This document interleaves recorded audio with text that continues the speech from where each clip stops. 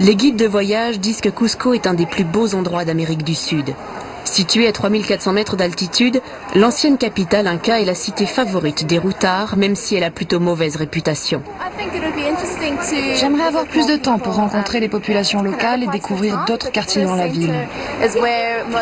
Mais j'ai le sentiment que la plupart des activités touristiques sont concentrées dans le centre. De plus, j'ai souvent entendu dire que les abords ne sont pas très sûrs. Il est préférable de rester dans les endroits touristiques.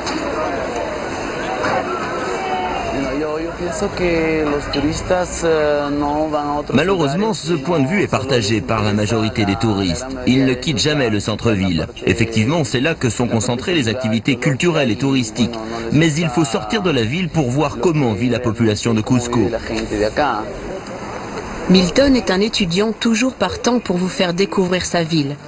Après quelques minutes de marche, nous voici à la Cholla, dans un quartier où effectivement les touristes ne mettent jamais les pieds.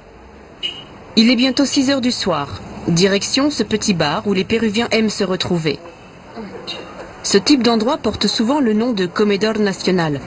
On y vient en famille ou entre amis boire un verre, écouter de la musique ou partager la chupe, la soupe confectionnée avec de l'eau, du lait et du fromage.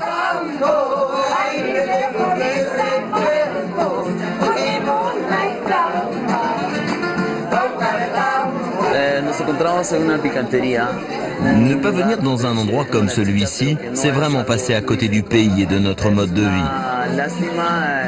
Regardez, il n'y a pas un seul touriste ici. C'est vraiment un endroit atypique.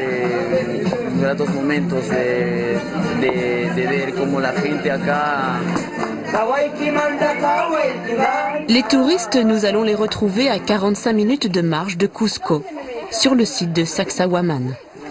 Nous sommes en train de visiter la partie centrale de cet ancien temple ou forteresse inca. C'est ici, au centre de Sacsayhuaman, que se déroulaient les sacrifices. On peut notamment apprécier le type de construction. C'est une architecture cyclopéenne avec des pierres magistrales.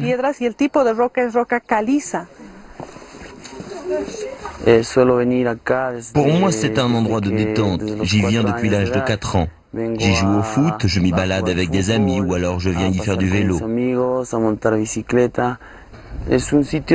C'est un lieu où j'aime venir méditer. Je trouve qu'on s'y sent bien, on est tranquille, loin de l'agitation de la ville.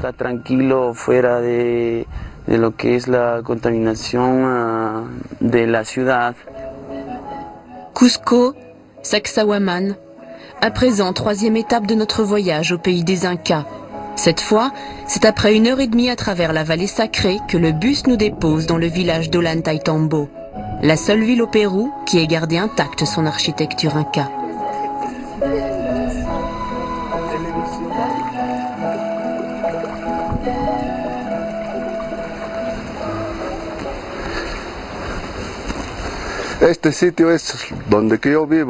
C'est ici que je vis.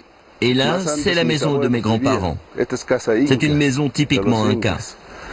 Auparavant, 4 familles vivaient ici. Au milieu, c'est le patio, une sorte de pièce qui appartient à tout le monde. Ancienne forteresse qui surveillait le Machu Picchu, Ollantaytambo est un trésor de l'humanité. Un endroit encore peu visité, c'est donc le moment d'en profiter.